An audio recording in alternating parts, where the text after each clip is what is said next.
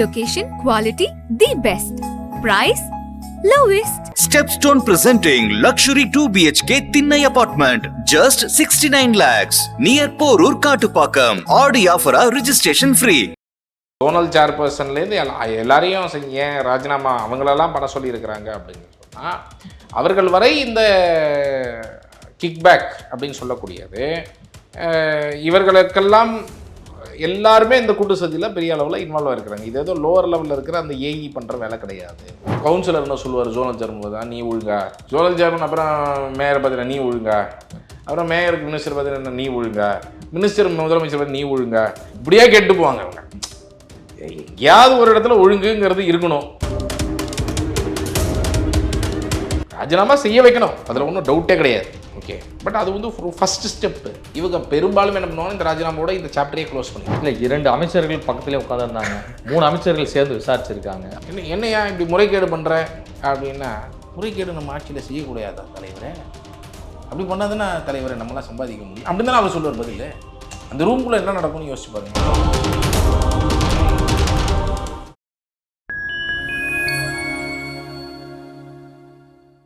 நான் உங்கள் சைந்துகன். நம்ம சிறப்பு நிகழ்ச்சியில் நம்மோடு இணைந்திருக்கிறார் மதிப்பிற்குரிய அறப்போர் இயக்கத்தின் ஒருங்கிணைப்பாளர் திரு ஜெயராம் வெங்கடேசன் அவர்கள். வணக்கம். வணக்கம். எப்படி சார்? நல்லா இருக்கு. மதுரை மாநகராட்சியில் தனியார் கட்டடங்களுக்கான வரி விதிப்பில் பார்த்தீங்கன்னா இழப்பீடு ஏற்படுத்தி அரசுக்கு மிகப்பெரிய அளவில் இழப்பீடு ஏற்படுத்தியிருக்காங்க.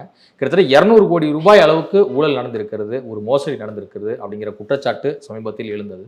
இதன் காரணமாக உடனடியாக அங்கே இருக்கக்கூடிய 5 மண்டல தலைவர்களுமே ராஜினாமா செஞ்சுருக்காங்க. 2 அதிகாரிகள் அதாவது இந்த பில் கலெக்ட் பண்ணுற அந்த செக்ஷனில் இருக்கக்கூடிய நபர்கள் ராஜினாமா செஞ்சுருக்காங்க. இந்த விவகாரம் எதை காட்டுகிறது? அப்போ இது ஊழல் நடந்திருக்கிறதை உறுதிப்படுத்துகிறது.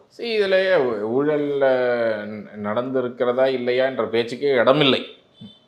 நீங்கள் ஒரு என்ன ரேட்டு, என்ன கைட்லைன்ஸ் படி என்ன ப்ராப்பர்ட்டி டேக்ஸ் என்ன ரேட்டு ஃபிக்ஸ் பண்ணணும் அப்படிங்கிறது தெளிவாக இருக்கிறது. அப்போ இவர்கள் லஞ்சத்தை வாங்கி கொண்டு மிக குறைவாக ஃபிக்ஸ் பண்ணுறாங்க அப்படிங்கிறது ஊருக்கே தெரிந்த ஒரு விஷயம். இப்போ இதில் இன்னொன்று என்ன கண்டுபிடிக்கிறாங்க அப்படின்னா, பல பேருக்கு இதில் தொடர்பு இருக்குது. இதில் மிக முக்கியமாக இப்போ இந்த ஜோனல் சேர்பர்சன்லேருந்து எல்லாரையும் ஏன் ராஜினாமா அவங்களெல்லாம் பண்ண சொல்லியிருக்கிறாங்க அப்படின்னு சொன்னால், அவர்கள் வரை இந்த கிக்பேக் அப்படின்னு சொல்லக்கூடியது இவர்களுக்கெல்லாம் எல்லாருமே இந்த கூட்டு சதியில் பெரிய அளவில் இன்வால்வ் இருக்கிறாங்க. இது ஏதோ லோவர் லெவலில் இருக்கிற அந்த ஏஇ பண்ணுற வேலை கிடையாது. இது ஒரு சிஸ்டமாகவே இவர்கள் செய்து கொண்டு இருக்கிறார்கள். இப்போ இதனால் ரெவென்யூ மிகப்பெரிய அளவில் மாநகராட்சிக்கு பாதிக்கும்.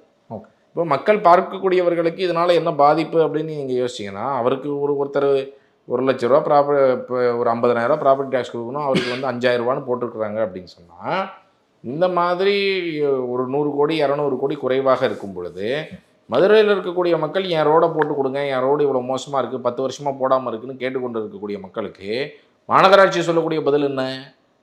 போதுமான பணம் இல்லை, பணம் வர வர தான் நாங்கள் ரோடு போட்டு தர முடியும். எப்படி? ஏன் பணம் இல்லை? போதுமான வருவாய் இல்லை மாநகராட்சிக்கு. அப்போ ஏன் போதுமான வருவாய் இல்லை? ஏனென்றால் இது போன்ற ஊழல்கள்னால. ப்ராப்பர்ட்டி டேக்ஸ் நீங்கள் நியாயமாக கலெக்ட் பண்ணிங்கன்னா உங்களுக்கு போதுமான வருமானம் இருந்திருக்கும், அதை வைத்து நீங்கள் சாலைகள் போட்டு கொடுக்க முடியும். ஆனால் அப்படி இல்லாமல் உங்களுடைய லாபத்திற்காக நீங்கள் சொத்து சேர்க்க வேண்டும் என்பதற்காக திமுகவில் இருக்கக்கூடிய அந்த கவுன்சிலர்கள் அவர்களெல்லாம் சொத்து சேர்க்க வேண்டும் என்பதற்காக நீங்கள் இந்த மாதிரி மக்களுடைய அந்த வரி எவ்வளோ ஃபிக்ஸ் பண்ணணுங்கிறத மிகப்பெரிய அளவில் குறைத்து ஃபிக்ஸ் செய்து இவர்கள் இதை செஞ்சுருக்கிறாங்க. இப்போது இதில் பெரிய கேள்வியே என்னென்னா, இது போய் மற்ற அமைச்சர்கள் பார்வைக்கு வந்தது, இவங்க கேள்வி கேட்டு இவங்க இது பண்ணியிருக்கிறாங்க, ஜோனல் சேர்மன் பண்ணியிருக்காங்கன்னா, அந்த கீழே இருக்கிறவங்க அந்த ஜோனல் சேர்மன் என்ன சொல்லுவார்? ஆமாம், இல்லைன்னா கவுன்சிலர் என்ன சொல்லுவார்? ஜோனல் சேர்மன் தான் நீ ஒழுங்கா, ஜோனல் சேர்மன் அப்புறம் மேயரை பார்த்தீங்கன்னா நீ ஒழுங்கா, அப்புறம் மேயருக்கு மினிஸ்டர் பார்த்தீங்கன்னா நீ ஒழுங்கா, மினிஸ்டர் முதலமைச்சர் பார்த்து நீ ஒழுங்கா, இப்படியே கேட்டு போவாங்க. அவங்க எங்கேயாவது ஒரு இடத்துல ஒழுங்குங்கிறது இருக்கணும், இருந்தால் தான் உங்களுக்கு கீழளவில் சரியாக பார்த்து வாய்ப்பு இருக்குது.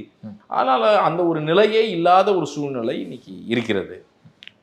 என்ன இன்னைக்கு அப்படி கண்டுபிடித்து தலையை மீறி போகும் பொழுது ராஜினாமா அப்படின்னு ஒரு நடவடிக்கை, சிம்பிளாக ஒரு நடவடிக்கை மட்டும். எங்கே எஃப்ஐஆர் யார் மேலே போடணும்? அப்போ ராஜினாமா செய்யப்பட்டிருக்கிறார்கள், அவர்களுக்கு என்ன தொடர்பு? அவர்கள் மேலே எங்கே எஃப்ஐஆர்? திமுகவுடைய ஆட்சியாளர்கள் மீதெல்லாம் எங்கே எஃப்ஐஆர் இல்லையா? அதெல்லாம் எதுவும் கிடையாது.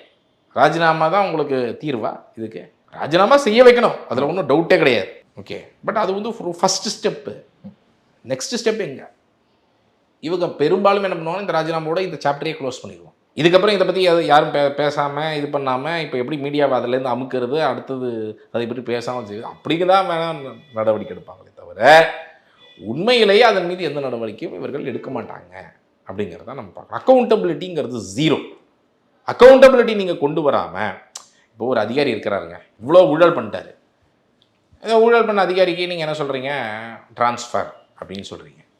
இப்போ அவருக்கு அது ஒரு பிரச்சனையா? கொஞ்ச நாளைக்கு அங்கே ட்ரான்ஸ்ஃபர் பண்ணிக்கோப்பா, அப்புறமா இங்கே வந்துக்கோப்பா அப்படின்னு உள்ளுக்குள்ளே பேசிக்க வேண்டியது. இல்லை ஜோனல் சேர்மன் இப்போதைக்கு நீ ராஜினாமா பண்ணுப்பா, அடுத்த வருஷம் இனிவே நமக்கு எலெக்ஷன் வந்துடுது, இது வந்துடுது, நம்ம பார்த்துக்கலாம். இதெல்லாம் வந்து ஒரு அண்டர்ஸ்டாண்டிங்கோடு ஏற்படக்கூடிய ஒன்றாகத்தான் நம்ம பார்க்க முடியும். உண்மையிலேயே நடவடிக்கை எடுக்கணும்னா நீங்கள் எஃப்ஐஆர் போடணும், சார்ஜ் ஷீட் போடணும், பணத்தை மீட்டெடுக்க வேண்டும் ஊழல்வாதிகளிடமிருந்து. இது எதுவுமே செய்யாமல் எப்படி மாறாப்போ அந்த அதிகாரி நம்ம எவ்வளோ தப்பு பண்ணாலும் தப்பிச்சுக்கலாம் அப்படின்னு ஒரு வழி இருந்ததுன்னா மீண்டும் மீண்டும் தவறு செய்வார்கள். எங்கே அதற்கான நாம் தவறு செய்தால் நம்ம மாட்டிக்கொண்டால் நமக்கு ஒரு மிகப்பெரிய பிரச்சனை என்பதை ஒரு உதாரணமாக நீங்கள் காண்பித்தால்தான் மற்ற அதிகாரிகள் அவனுக்கு அந்த மாதிரி ஆயிடுச்சு, நீ நாளைக்கு தப்புன்னு உனக்கு தான் ஆகும் அப்படின்ற ஒரு பயம் வரும். அவர் அந்த மாதிரி ஆயிடுச்சுப்பா, கொஞ்ச நாளுக்கு ட்ரான்ஸ்ஃபருக்கு போனார், அங்கேயும் பணம் அடிச்சார், திரும்ப இங்கே வந்துட்டார், திரும்ப இங்கேயும் பணம் அடிக்கிறாருன்னு அப்படின்னா அடிச்சுக்கிட்டே தான் இருப்பார். ஸோ இந்த சிஸ்டமில் வந்து நடவடிக்கை எடுப்பதற்கான எந்த ஒரு வழியையும் இவர்கள் உருவாக்கவில்லை, சிஸ்டமை மாற்றுவதற்கான வழியை உருவாக்கவில்லை.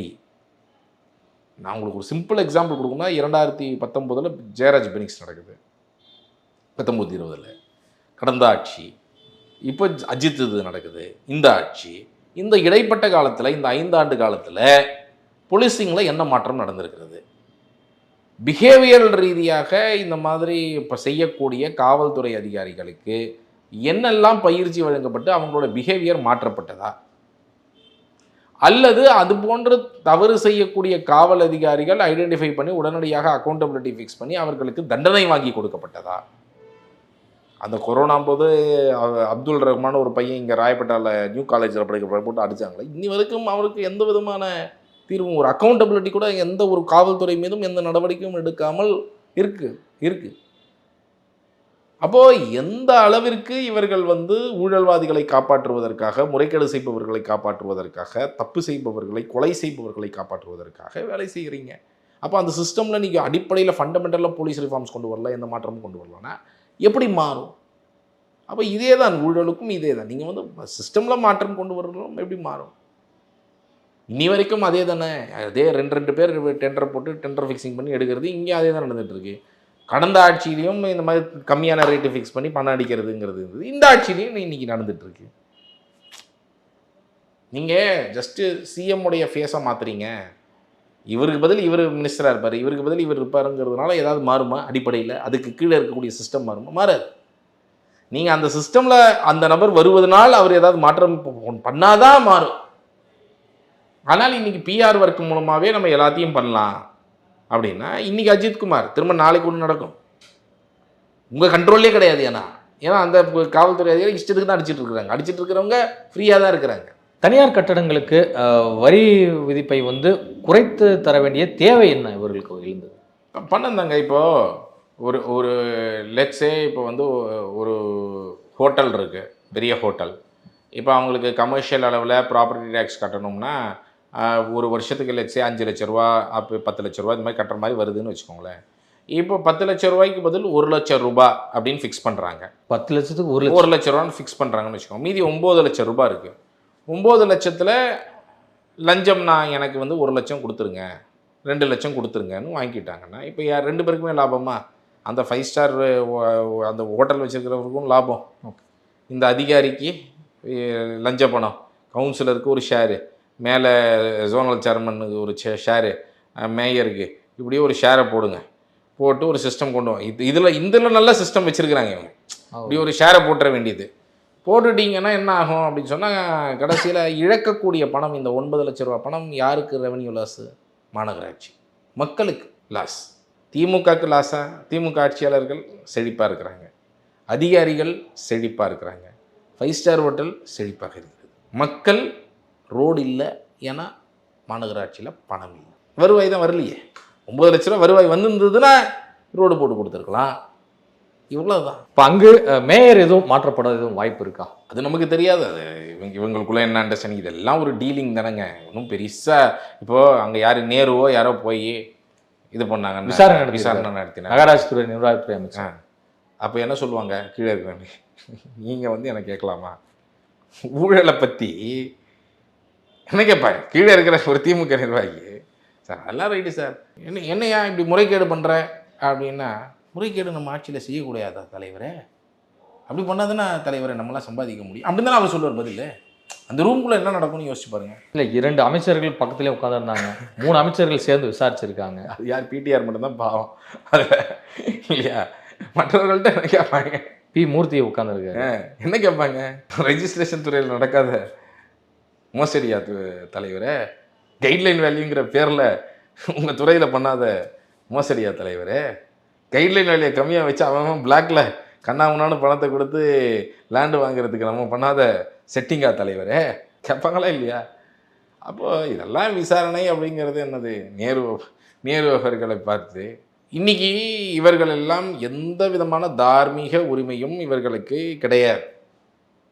அவங்களுக்கு கீழே இருக்கிறவங்க என்ன நினைப்பாங்க அப்படின்னா, எதுக்கு இவர் வந்து இப்போ கேட்குறாரு, இது என்ன திடீர்னு வந்து கேட்குறாரு?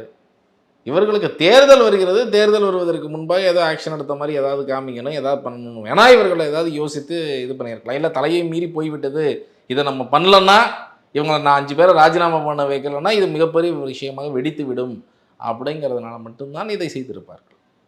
அந்த உள்ரூமில் என்ன நடந்திருக்குன்னா, கொஞ்ச நாளைக்கு இது பண்ணுங்கப்பா, அதை வச்சு ஏதாவது ஒரு ஓட்டி நம்ம காப்பாற்றுவோம் பேர அப்படின்னு அவங்களுக்குள்ள பேச்சுவார்த்தை நடந்திருக்குமே தவிர, உண்மையிலேயே இவர்கள் எல்லாம் என்ன நேர்மையான ஆட்சியை கொடுப்பதற்காக உட்கார்ந்துருக்கிறீங்க?